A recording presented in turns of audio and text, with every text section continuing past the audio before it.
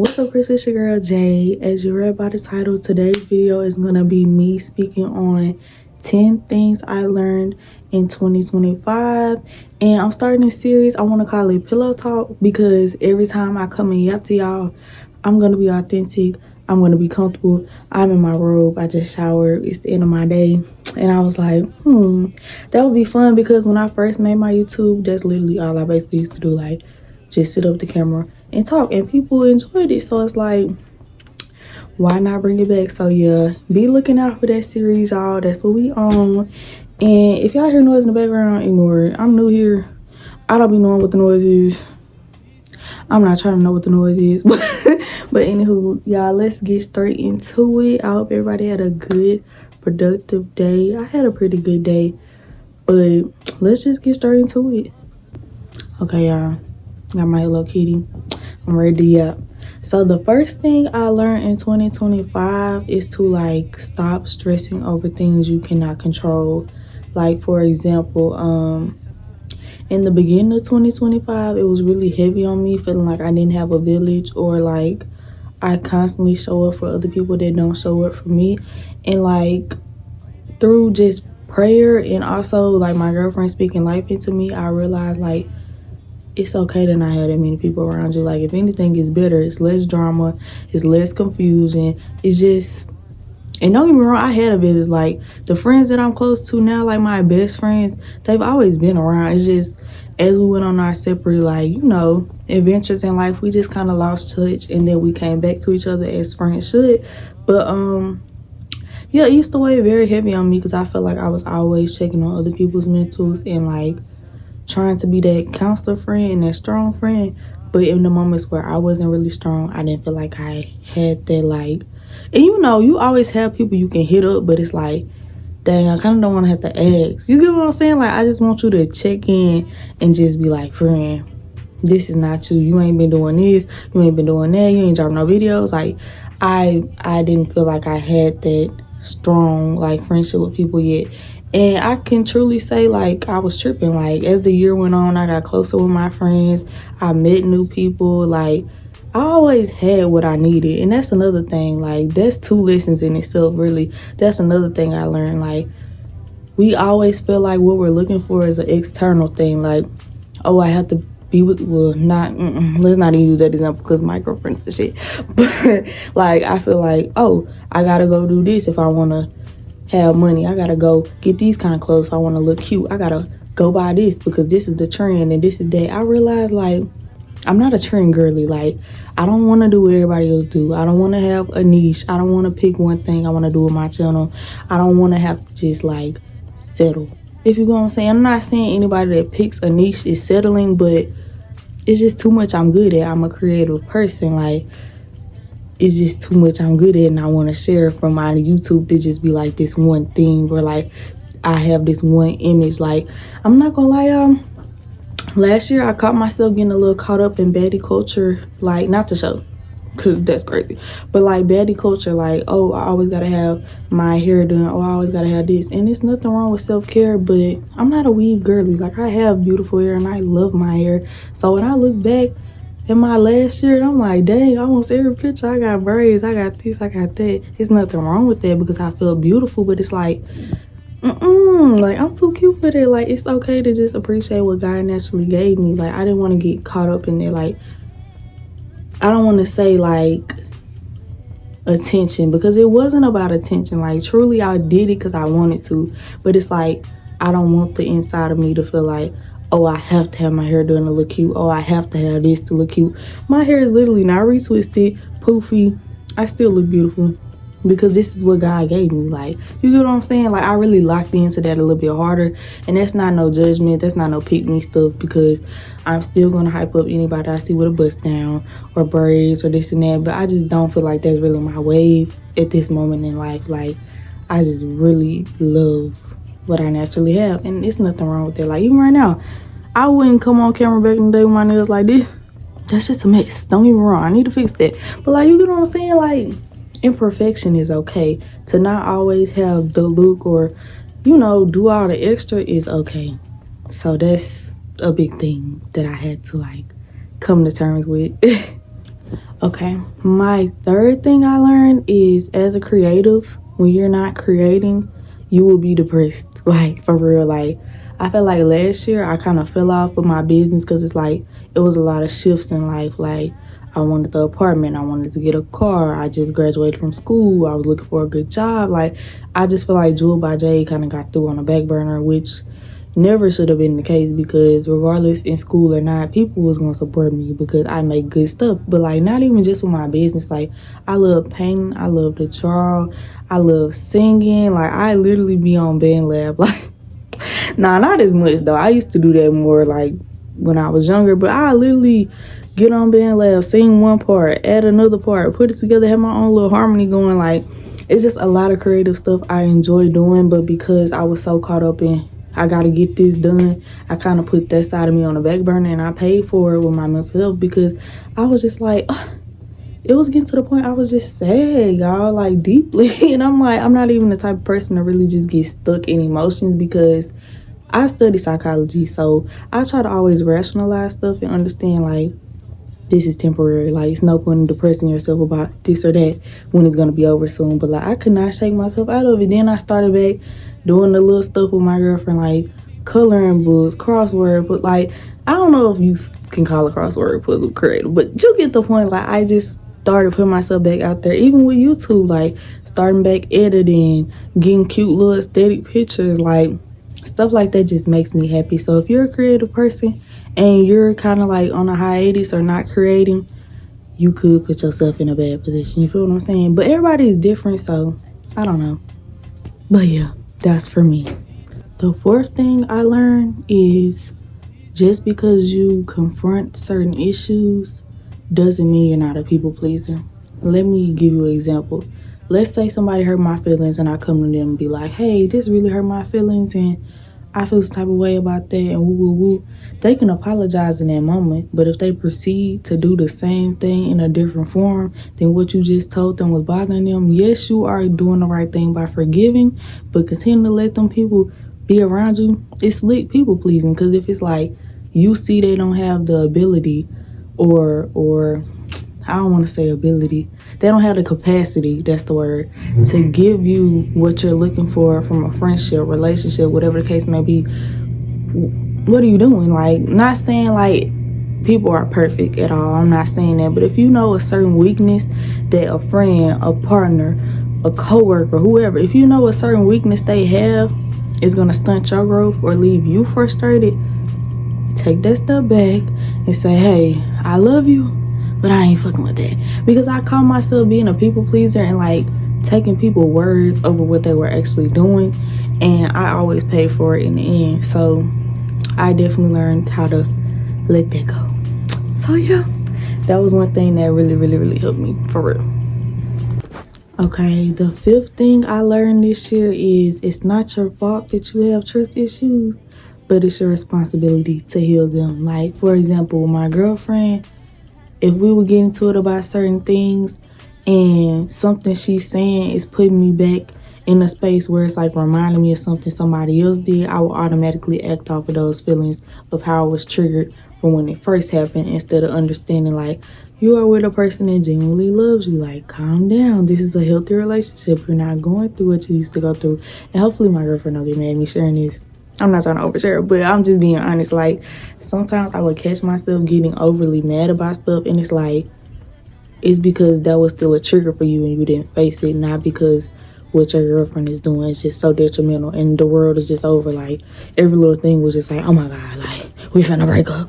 And it's like, girl, the girl already told you she ain't going nowhere. Like, you need to just calm down. Like, that's one thing I can't say last year taught me. Calm down. Like, I used to just have so much anxiety towards stuff that wasn't worth my time. And it's like, it always just drained my energy and kept me stagnant. But the minute I said, you know what? People gonna do what the hell they want to do. Why am I sitting here upset when I got people that want to do the right thing? So the people that don't, they could just go. Like, it's so simple. Like, when you really lock in with it, it's so simple. And it's like, damn, I wish I would have locked in and understood this sooner. But everybody got their time. And I'm not saying I'm not still sensitive. I still cry quick. Don't get me wrong. But as I'm crying, I'm not, oh my gosh, she gonna leave. I'm not doing all that tweaking shit. I'm crying because it's like, okay, I'm upset, but I know how to take that upsetness and turn it into, let me calm down, let me communicate. You feel me? Like, I feel like my communication skills have definitely gotten better from 2025. Cause whoo. But anywho, let's get into the next one. The sixth thing I learned is it's okay to have a different type of relationship with God than others. Like, I feel like throughout my life, I would feel like certain things I felt about God or certain things I said about God weren't received well. But you also have to understand, like, favor not fair. And I hate to use that saying because when my mom used to say that, I used to get so frustrated because, girl, like, we're not talking about favor right now, but it's the truth. Like, favor is not fair. And when you have favor on your life and God has a light shining through you, everybody's not going to be able to receive you the way that you may want them to. And you may feel like, well, God, why are they doing me like this? I'm a good person. I do right by people. Like, they don't have no reason to treat me like this. But it's really the spirit of God within you. And sometimes they can intimidate people's demons. And I'm not trying to even be funny or be like, oh, I'm so much better than everybody else spiritually. Because Lord knows I go through my challenges with my relationship with God often. But I do know that he loves me and I do know he has a plan for me. And I walk in knowing that he wants what's best for me. And some people don't have that same thing. It's like they have the mindset of like, oh, I have to suffer. I'm showing God through how much I suffer that I love him and that I'm willing and that I have faith. And yes, it comes with suffering. Like, a relationship with God is not always easy. But I don't base my relationship off of how good I can struggle. You get what I'm saying? Like, this whole earth, everything belongs to God. My God. The God that made me. Why should I have to settle? I won't. And I feel like I had to realize a lot of people aren't going to get that. And that's okay. You just find your people and you share with the people that get it. And don't let anybody make you feel bad because you look at God a certain way and they look at God another. You feel me? But yeah, that was a pretty good point. Okay, the seventh thing that I feel like I learned in 2025 is like working out is not an option. Like, I don't have the option of whether I do or don't want to work out. Excuse me, y'all. See what I mean? I'm sitting up here burping, acid reflux trying to come out right now while I'm talking about working out. But anywho, I just have a family where there's a lot of illness and a lot of people getting very sick young. And I'm not gonna lie, when I first started back working out, I hated that shit. I'm still not as consistent as I want to be. Like, don't get me wrong, I'm not saying I'm no gym rat because I need to get in the gym. But I try to do something little and like take care of myself better than what I did in the past because it's like, I don't want to risk being one of them people young, going through health problems, overweight, unhappy, you know, like, and no shade to the BBW, but I just don't want to, I don't want to be unhealthy. Not belittling anybody at all, but I don't want to be unhealthy and I don't like how not working out looks on me. Like, for example, I don't want to have two chins. I have two chins right now and I love myself, but I don't want to have two chins. So also, I don't want to have a overly like long booty. Like, right now my booty is like kind of extension of my back. Like, not even trying to be funny. Like, I got a flat butt, so like I want to work on it. I don't want to just have that one thing with my body I complain about. I want to actually actively be working on fixing it because I don't know, sometimes we put ourselves in a mindset and feel like, oh, I done had it for so long, ain't no changing it, this is just how I am. No, that's not how you are. Get up, work out, even if it's just a simple like little dance aerobics video. Like, I be liking the ones I find on YouTube. It don't have to be no fancy, go to the gym, lift weights and pop a squat. You know, you can find ways to work out that's fun for you. You know what I'm saying? So yeah. The eighth thing I learned in 2025 is to watch what I let people pour into me. I don't get me wrong, when me and my friends get around each other, it is a little key. We might talk about, oh, did you see what so-and-so from high school posted? She pregnant, this and that. But I don't like nobody to sit around me just gossiping. I don't like nobody to sit around me just talking negative about people. I don't like nobody to sit around me just talking about what they ain't got and how life's so hard and woo woo woo. I don't like a struggle warrior. And that's not to say you can't vent Because if we're friends 100%, you can come to me about anything. But every time, gotta go. Because then I'm starting to feel like you the bad luck. Are you the karma? Are you the problem? Like, are you reaping what you sowed? Like, I just don't really trust people that every time you're around them, it's some kind of sob story. That scares me. Because what is God doing good? Is there anything good? Like, and don't get me wrong, bro. Life be life. And it be some days I get off of work and I be like, Sting, let me tell you what happened today. I'm just so irritated. I'm just this, I'm just that. But at the end of the day, she always grounds me and says, hey, but what about this? The day is over. We can watch this. We can do this. So it's like, if you have somebody in your corner that's doing that for you, please don't take it for granted and be like, oh, you're getting on my nerves. I'm just trying to decompress. You always trying to be overly positive. You need somebody in your corner like that, because nobody likes the girl that every time they come around, it just has to be like, swing low, sweet cherry. Like, you're killing the vibe. Like, you're killing the vibe for everybody. We're sick of it. Like, please say something good. Please. So, yeah, that's another thing I learned. The ninth thing I can say I learned is get out your comfort zone. There's no growth there. It's okay to be comfortable, but it's also okay to go after what you want full force. Like, for example, I'm in my apartment. I wanted this for a long time, but I was like, no, I love my mom's house. And no shade, like, if you a girly that like staying in your parents' house is good for your mental, good for your bank account, and you straight, I ain't got nothing against that. But personally, I just knew if I wanted to 100% do content and go full force on everything that I wanted for myself, I couldn't do that in the space I was in, because I was too comfortable, too much trauma, too much this, too much that. And that's no shade to my mama. Like, I love my mama down. I'm not saying from my childhood, but lost my daddy in that house. Lost a lot of loved ones around me. Like, memories just, like, places hold a lot of energy for me. And it's not to say like I have anything against my mom's house. It's just I'm used to my daddy being there. Like, my daddy not being there took a big chunk out of my heart. Like, it just didn't feel like home, if you get what I'm saying. And it's not to say my mama don't love the mess out of me. Let me make that 100% clear, because she loves me down to my core, and I know that. But it was just better for my mental to get something that I could call just mine, if you get what I'm saying. Like, I wanted to be able to cook the meals any time of night. Could have did that at home, but I like to be considerate of my mama. I want to be able to blast my music whenever I'm getting ready. I want to walk around naked. I could do that, because no shade, me and my mama did used to walk around with no clothes. But it's just like, it's just different when it's your mama, you get older. Like, girl, you can't be seeing all these girls. Like, you feel me? Like, you just need something to be able to say, like, okay, this is Jade's program. Jade don't like this. Don't do this in my house. Don't do that. I couldn't do that in my mama's house because it wasn't my house. But now, I'm the rule maker. I'm the big dog. So, yeah, I'm sorry, y'all. I rambled a lot with that one. And I guess because it's emotional for me a little bit, because, like, it's my mama's house. Like, it's your mama's house. Like, you'll never, like, get something that feels like mama's house.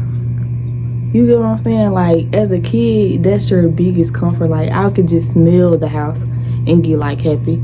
But as I got older, it just became a bit too much for me. I was like, look, I gotta go my own way. I don't like how that thing keep... Then the train start coming. Should we just talk over the train, y'all?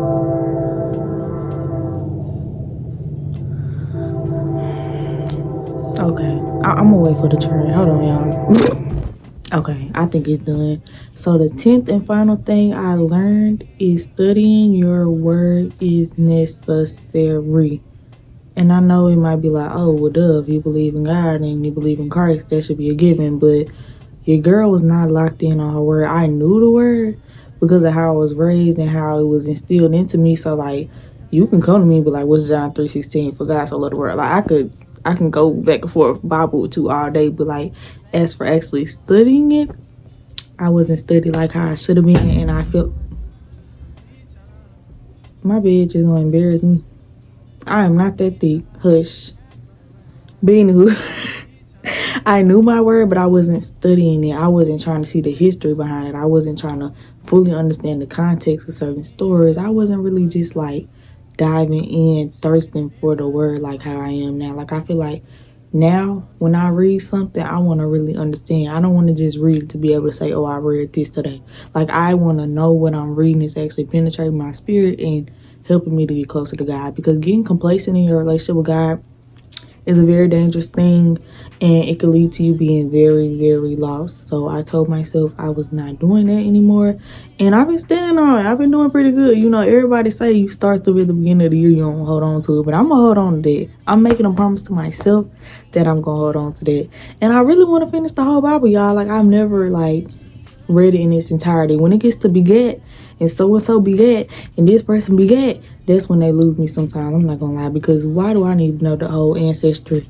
I don't know these people, but at the same time, it matters in the end, because it just shows you how intentional God is and how everything led up for this perfect, beautiful like ending. And it's really not an ending, like, because we here, but you get what I'm saying. Like, for the Bible, like, it was just beautiful how certain things meshed together, and I can't wait to read it in its entirety so I can really see the full picture. But yeah, y'all, that's all for this video. I hope y'all enjoyed. I'll catch y'all next time.